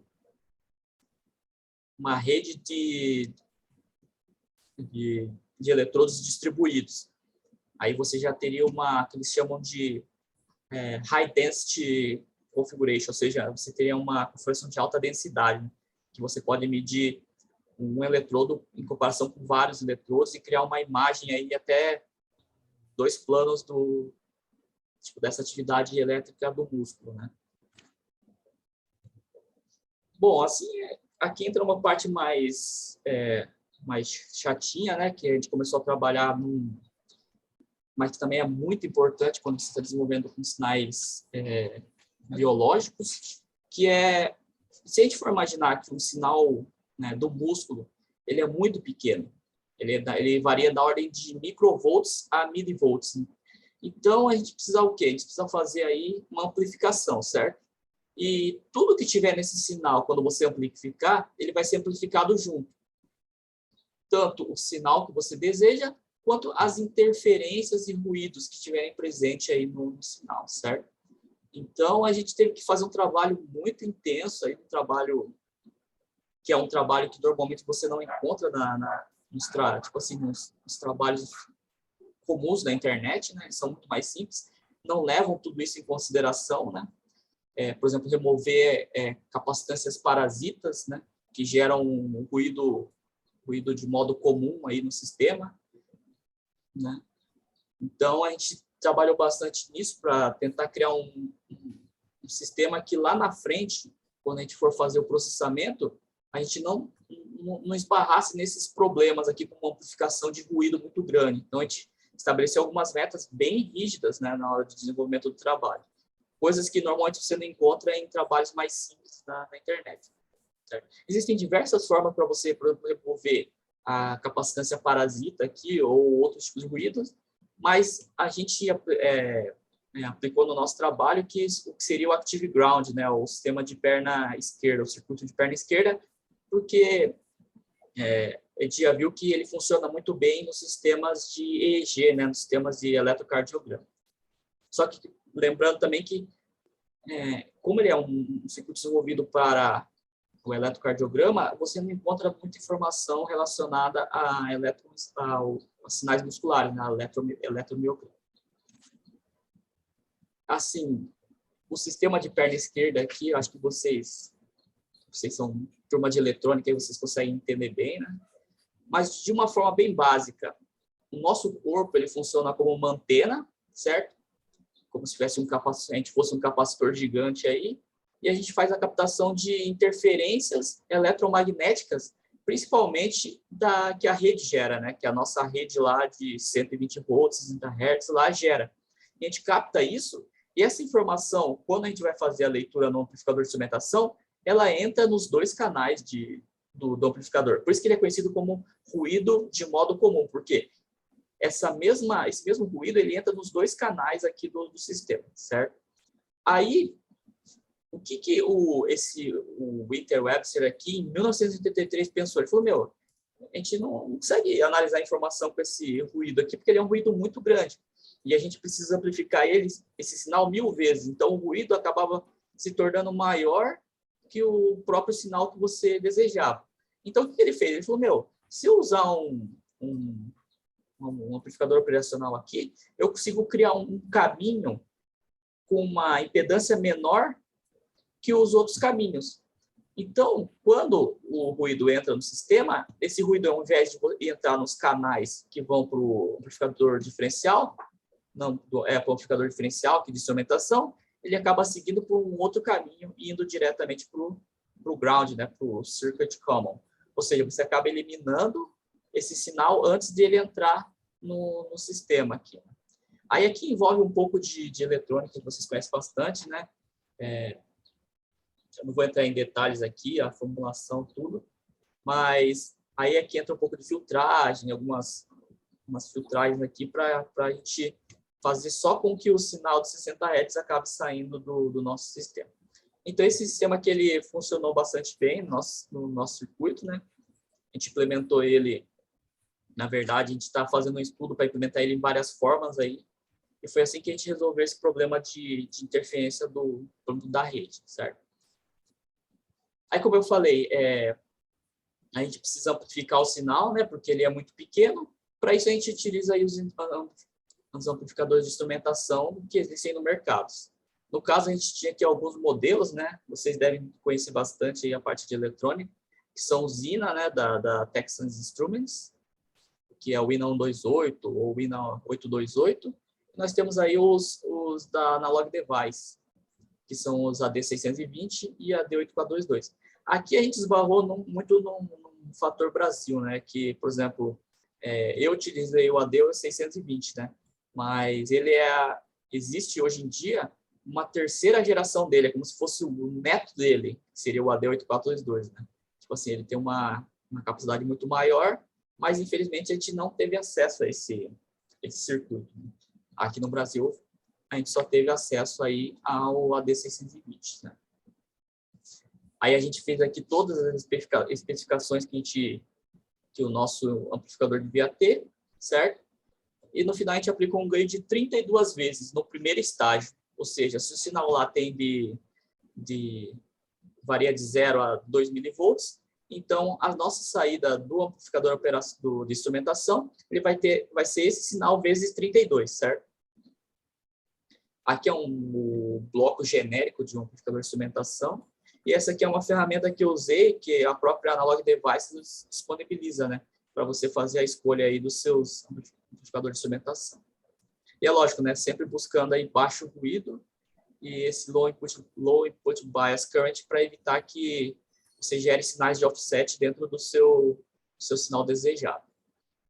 Aí a primeira coisa que a gente fez depois que ele saiu do amplificador de instrumentação foi aplicar um filtro passa-baixa passivo, né? Bem simples, de primeira ordem. Vocês devem conhecer até melhor que eu. uma frequência de corte aí de 0,33 Hz. Por que eu estou aplicando esse filtro passa alta depois do amplificador de instrumentação? Porque o próprio amplificador de instrumentação ele tem um problema como DC offset voltage, né? O próprio amplificador ele cria uma voltagem de offset. E para remover essa voltagem, a gente utiliza esse filtro passa alto, né? Que ele vai eliminar qualquer frequência abaixo de 0,33 Hz. E como ele é um sinal DC, em teoria ele tem uma frequência de 0 Hz. Então ele vai fazer esse corte desse sinal que está em 0 Hz, né? Que seria esse DC offset, certo? É um filtro bem simples, acho que todos vocês já devem ter projetado muitos desses aí, de eletrônica. Depois do filtro passa alta, né? Ou seja, nós tivemos o amplificador de instrumentação, aí depois do amplificador de instrumentação veio um filtro passa alta para eliminar esse DC offset, depois nós viemos para o filtro passa baixo. Aqui foi uma parte bastante difícil do trabalho, porque nós tivemos que calcular aí, fazer um cálculo bastante preciso, porque a gente estabeleceu algumas frequências aí, né, de amostragem.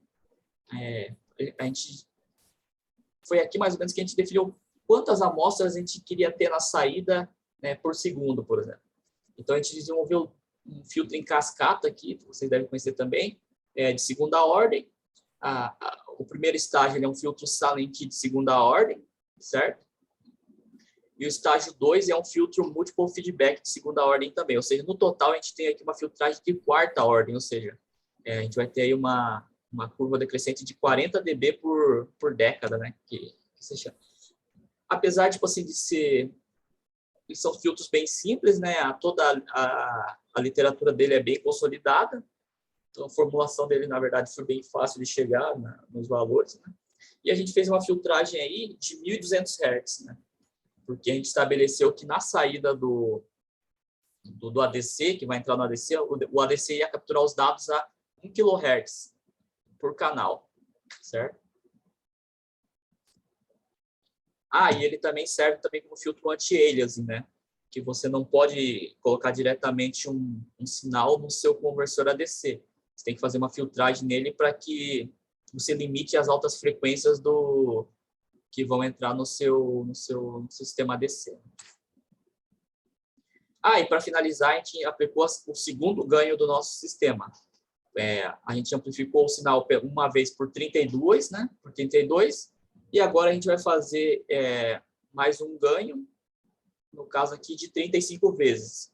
Ou seja, no total, a gente teve o nosso sinal que entrou, o sinal que está saindo, vai entrar no ADC, ele teve aí um ganho de 32 vezes 35, que dá uma coisa 1020, 1010 vezes, né? O sinal foi aplicado 1010 vezes. Acho que é isso, né? 35 vezes 32. Ou seja, o sinal foi amplificado aproximadamente 1000 vezes antes de entrar no nosso conversor ADC. Por quê? Porque o nosso sinal do músculo varia entre 0 e 2 milivolts. Então, se você amplifica por 1000 vezes, o maior sinal que pode sair no nosso conversor ADC é mais ou menos 2 volts, né? Porque você tem essa variação, né? O sinal ele pode ser negativo ou positivo. Aí, o que a gente faz? Além de fazer o segundo estágio de amplificação, a gente também tem que aplicar um DC offset para o conversor ADC, né? Porque o conversor ADC, ele trabalha de 0 a 5 volts, certo? Então, você tem que fazer o quê? Você tem que jogar nosso sinal para cima, porque o nosso sinal está de menos 2,5 a mais 2,5. Então, você tem que colocar esse offset de 2,5 para que o nosso sinal varia de 0 a 4 volts, né? Que seria a nossa sinal amplificado aí vezes 1000, né? E aqui toda a parte de formulação, não vou entrar em detalhe, mas é bem simples também. Vocês estudaram lá em amplificador de instrumentação. Se a gente for ver, na verdade, esse aqui é um amplificador diferencial, né? Mas é bem simples. E aqui a escolha dos resistores do sistema. E para finalizar, nós chegamos na parte de conversão do sinal analógico para digital, né? Inicialmente, a gente estava pensando em utilizar o conversor ADC da nossa placa do ESP, né, que a gente está usando para fazer esse controle, mas a gente viu que ele é muito fraquinho, né, que o conversor analógico digital do ESP, ele tem, se eu não me engano, lá 6 kHz só de taxa de amostragem, e ele tem uma variação muito grande, ele não é muito estável, né? Então, a gente acabou aplicando aí, utilizando um circuito um CI da Microchip chamado MCP3202. No caso, eu usei com 2 canais, né? Mas tem o 3202, 3204, 3208, que são com 2, 4 e 8 canais, certo? E aqui também a gente estabeleceu algumas metas aí de ruído, né? De relação ruído, que a gente desejava, que é no caso isso aqui. Por exemplo, a gente colocou como uma especificação que o sinal que vai ser filtrado, ele tinha que ter, no mínimo, uma atenuação de 70 dB em 10 kHz, né? Mas eu não vou entrar muito em detalhes aqui, porque esse aqui é mais obscuro, né, professor? Esse aqui já...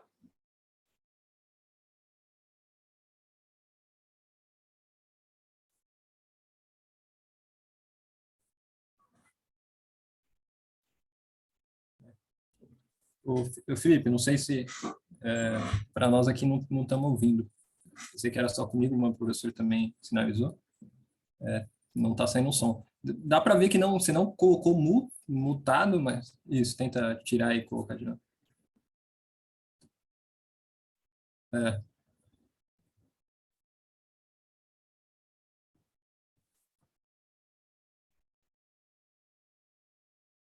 Não, ainda não. Só parou de funcionar. Quando você vai resolvendo aí, Felipe, pessoal, pode pausar aí, vai tentando falar, que quando sai a voz aqui a gente fala. Pessoal, de qualquer forma, a apresentação, a ideia era ser até as 3h30, no máximo a gente vai até as 4. Agora foi, Felipe. Foi? Foi. Deixa eu só concluir. Foi nesse slide mesmo. Deixa eu só concluir o que eu estava falando aqui. Então, gente, a ideia era até as 3h30, mas no máximo a gente vai até as 4. Aí o que vai acontecer? Daqui a pouco eu só vou dar uma introduçãozinha no meu projeto, fazer uma propaganda, porque eu tenho ele gravado aqui, né? Então é só para dar uma... Eu ia fazer a apresentação, mas ficou o tempo curto, então tá aqui, é 1 hora, mas tá bem explicado, então eu vou fazer uma propagandinha, vamos dizer, divulgação do meu trabalho, aí quem quiser né, saber com mais detalhes, aí depois vocês acessem lá, tá bom? Pode continuar, Felipe. Essa parte desse slide, perfeito, na hora que você transicionou para o próximo, que não sei o que aconteceu. Bom, assim, na verdade, eu também tô próximo de finalizar. É porque essa parte aqui ela é uma parte um pouco mais chatinha, né? Não tem tanta magia da prótese robótica aqui, mas foi um pouco do que a gente trabalhou aqui, né? A gente focou muito na eliminação de ruído, em taxa de amostragem, coisa que acho que tão comum para vocês que estão trabalhando com eletrônica aí, né? E no final a gente gerou esse mega circuito aqui, todo bonito, a gente fez no Eagle CAD, uma versão acadêmica aí, né? Então, a gente tem aqui os sistemas de alimentação, que vai gerar nossa extensão de referência. Nós temos aqui os circuitos que vão fazer a parte de captar o sinal do braço e tal. E, basicamente, gerou isso aqui, ó, que foi a evolução das nossas placas, ó. Isso aqui mostra para vocês que vocês não estão tão distantes de nós, né? Eu acredito que vocês devem ter desenvolvido aí suas plaquinhas em fenolite lá. Eu também comecei lá no fenolite, lá. Só que eu trabalhava com aquele filme fotorresistivo, né? E foi evoluindo. A primeira placa, a segunda placa. Na terceira placa já estava bonitinho, já, né? A partir da terceira placa, a gente já chegou numa versão mais... um pouco mais elaborada aí, que a gente mandou fazer fora. E essas são as versões finais aqui da nossa placa, né? Na verdade, a gente vai ter a nossa placa que vai fazer a captura dos sinais EMG, e aqui nós vamos ter o nosso controlador, que vai ser o ESP32, que até se eu não me engano, o Bruno falou que vocês estão utilizando aí. A gente fez aqui um sistema de perna esquerda modular, porque a gente está fazendo um estudo de vários conceitos desse sistema de perna esquerda. Aí aqui é onde a gente liga aqui os os cabos dos eletrodos, né? E aqui é onde a gente liga o sistema que vai capturar o movimento dos dedos, né? É esse cara aqui, ó. Vai um para cada dedo e ele vai capturar os dados, aí, certo? Então, aqui foi só um exemplo dos dados que a gente gerou, né? Assim, não sei se vocês compreendem muito bem quando você faz análise em frequência do sinal, né? Mas a gente pode ver que em 10 kHz a gente teve uma atenuação aí de aproximadamente 100 dBs, né? Tipo assim, em termos do que a gente projetou, porque a gente queria, a gente teve um resultado muito, muito bom. Assim, o nosso hardware, ele apresentou muito, muito pouco ruído, o que facilita muito para as próximas etapas de processamento, né? Fora que tipo, a gente não tinha esse hardware disponível, talvez seja um dos poucos hardwares disponíveis aqui hoje no Brasil que a gente tem um nível de captura de sinal com um custo que é relativamente acessível às pessoas, né? E aqui, ó, é mais ou menos o funcionamento dele, tá vendo? Seria a captura, né, do sinal aqui MG, ó. Tá vendo? Em 2 canais, aqui tem um canal que está aqui, o outro um canal está no músculo agonista, né? E o outro está no músculo antagonista, né? Que é o objetivo de pegar esses dois sinais, certo? E aqui é o sistema que a gente fez a captura dos dedos, do movimento dos dedos no espaço 3D. A gente utilizou o módulo pronto já, que é o MPU 650, né? Ele tem 3 eixos de giroscópio, 3 eixos de acelerômetro, vai um na ponta de cada dedo, certo? E a gente captura esses dados de ângulo e aceleração que a gente vai utilizar para gerar o movimento de cada dedo no espaço 3D, certo? Esses cabos aqui, eles centralizam numa placa nas costas da mão e esse cabo ele vai ligar lá na placa principal lá, onde o ESP32 vai simultaneamente capturar os sinais EMG e os respectivos movimentos aí dos dedos no espaço 3D. Aqui é um exemplo, né, de como que é feito, é o mesmo exemplo, só que aqui está posicionado. Então, aqui eu estou capturando o dedo, o dedão, né, o movimento do dedão. Aí você pode ver que a gente tem a aceleração dele em três dimensões aí, né? Tá vendo? Aqui são os ângulos e aqui a aceleração. Pode ver que o movimento que é feito, ele é feito em dois planos, né? Um dos planos ele se mantém estável, que é exatamente o que a gente esperava. E aqui a nossa interface de captura que a gente desenvolveu, é uma interface feita em Python, né? Vocês devem ter muito acesso ao Python. Eu utilizei o módulo tkinter, não sei se vocês conhecem. E essa interface ela tem 3 funções: monitorar, capturar e transferir. Monitoramento a gente faz para ver se o sistema está funcionando corretamente, né? Você clica aqui em monitorar, né? Aí ele vai te dar as opções de verificar cada um dos sensores, né? Giroscópio ou da placa de captura do sinal MG, e ele plota os dados aqui em tempo real para a gente ver como está capturando os dados. Se você não quer monitorar, você quer capturar, você vai lá, vai para a tela de captura, aí aqui ele vai te dar a opção para você ficar pronto para fazer a captura, aí você aperta em capturar, efetua o movimento, aí você vem para a parte de transferência, onde você pode escolher aqui onde você vai salvar essas informações. Esses dados eu coloquei para salvar em formato TXT, né, que é acho que o mais comum, mais aceito entre as linguagens de programação. E aqui foi a parte que a gente desenvolveu, que é uma parte que ainda tem um grande leque, assim, um grande buraco na literatura, que cada um faz as coisas do seu próprio jeito e acabam não existe uma normalização.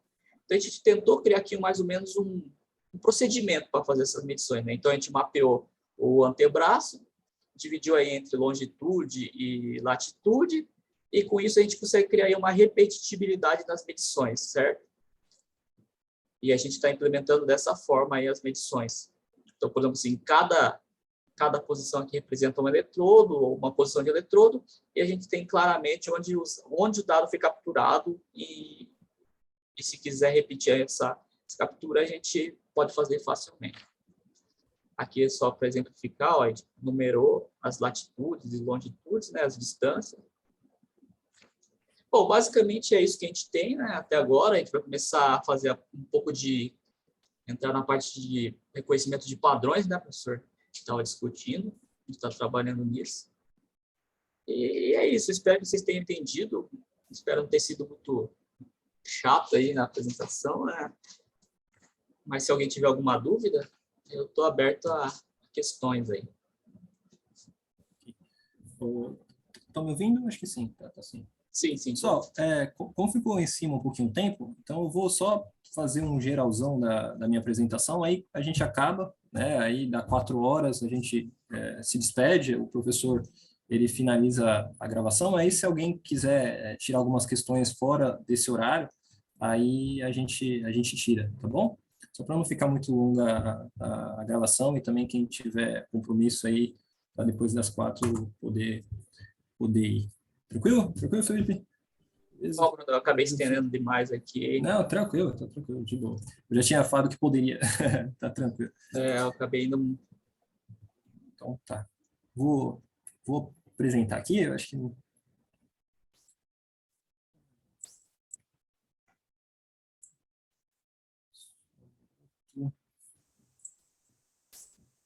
Tá aparecendo aí? Acho que tá, né? Tá aparecendo a apresentação, só para confirmar. Tá aparecendo, Felipe, a apresentação aqui? Felipe?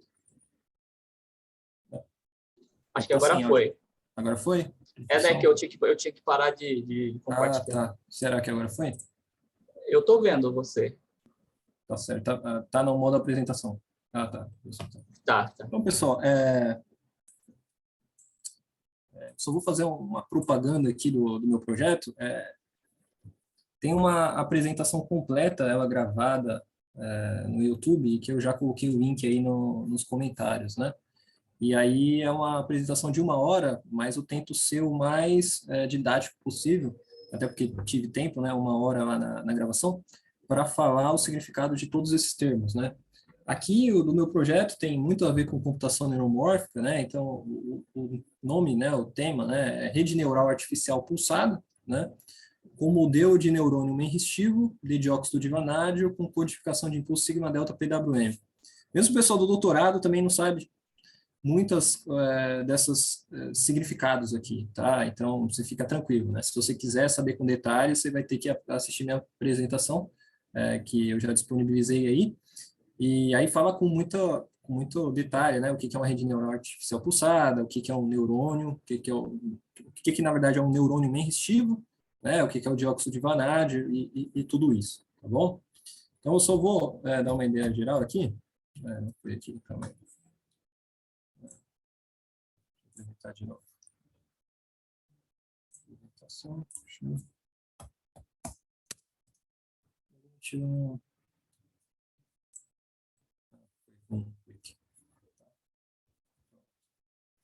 Então, autores, né, desse projeto em específico, né, sou eu e o professor Luiz ele já se apresentou.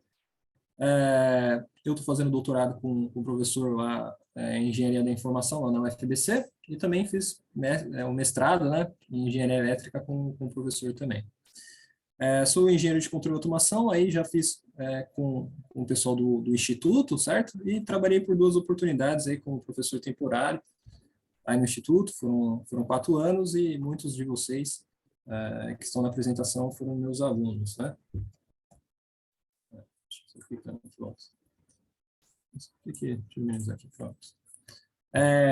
Os conceitos importantes, né? Só para tentar fazer com que você queira assistir ou não a minha apresentação, né? Então, para entender o meu projeto e o meu projeto, tudo isso aqui está envolvido, você tem que saber o que é um dióxido de vanádio, que é um material.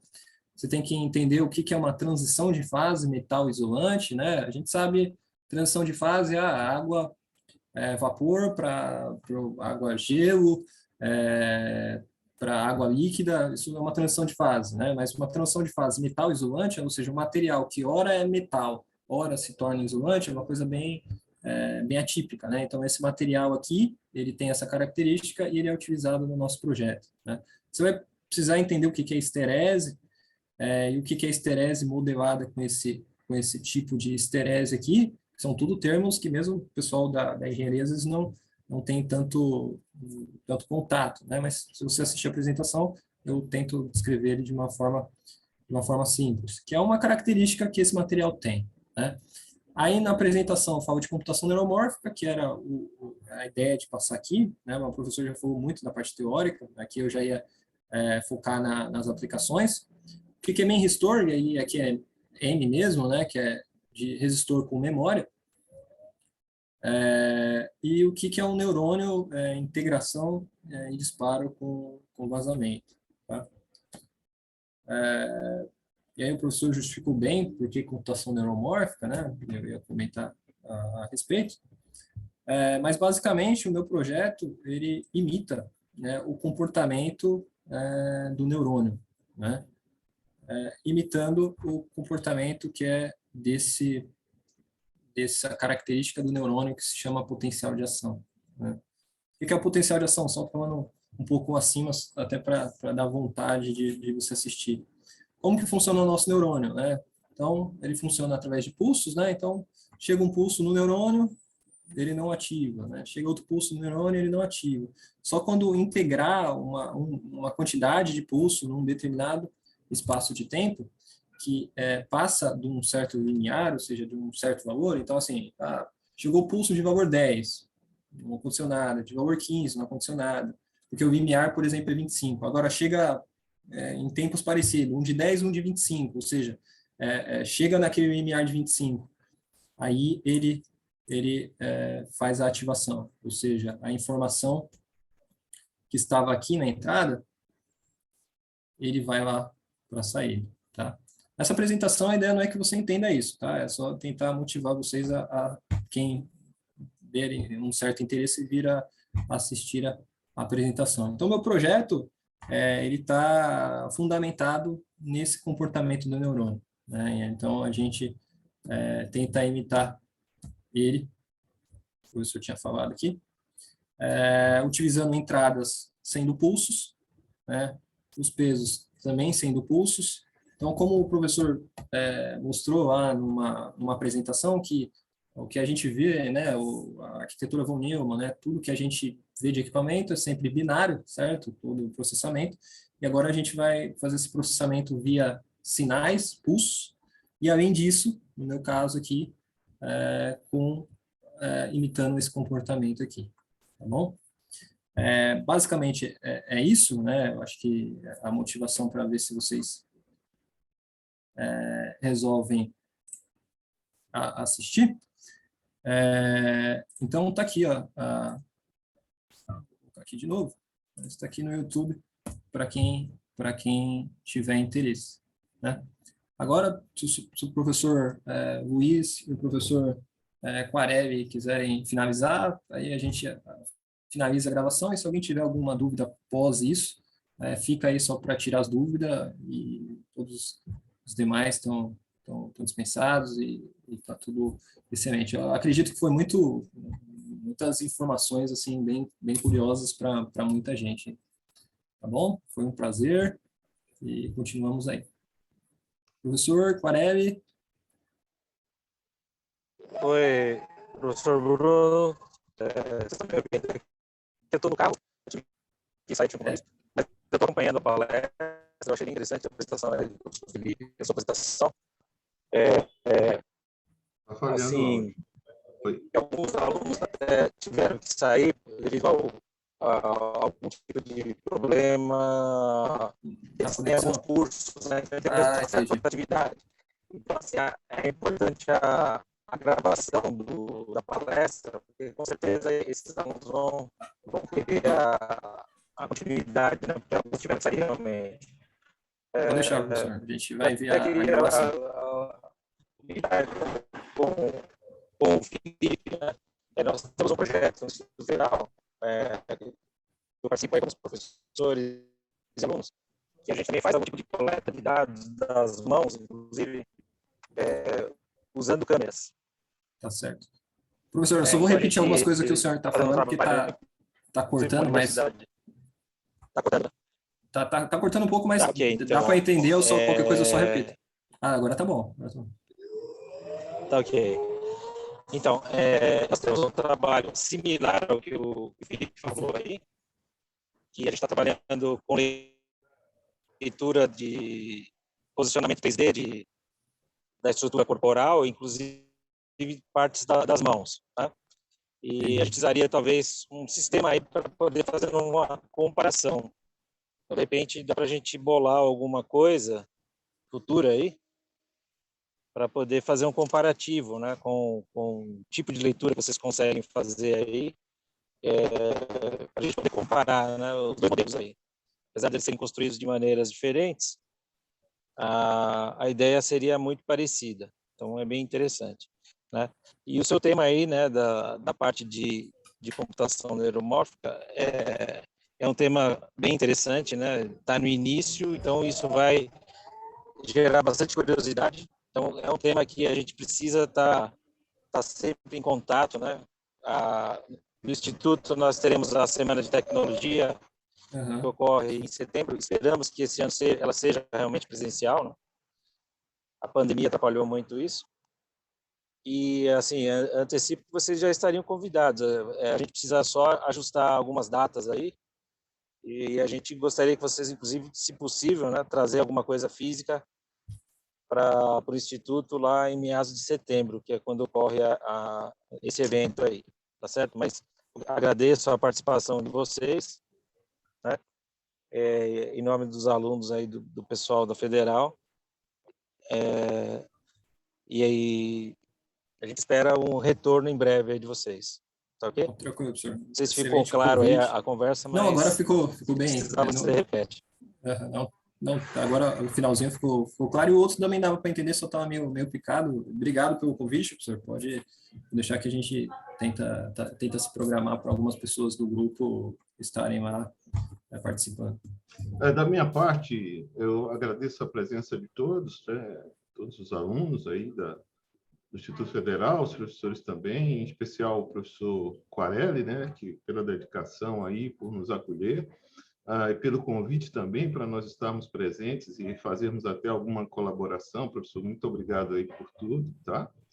Agradeço a presença do Bruno por ter intermediado essa conexão com o Instituto Federal. Bruno, muito obrigado pela sua apresentação breve também.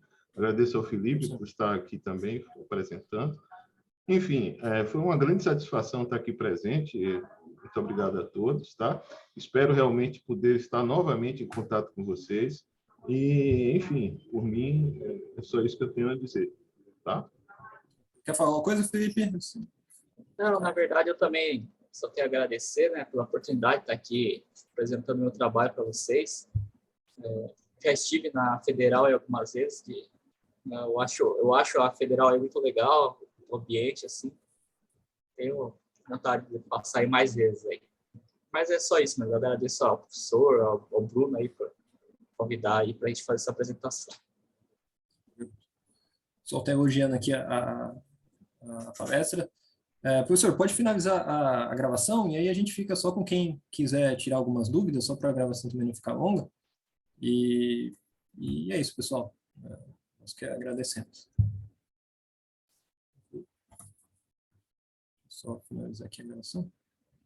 Bruno, você quer que eu pare a gravação e você quer continuar na reunião? Isso, só para a gravação, só para ver se alguém quer alguma dúvida, né?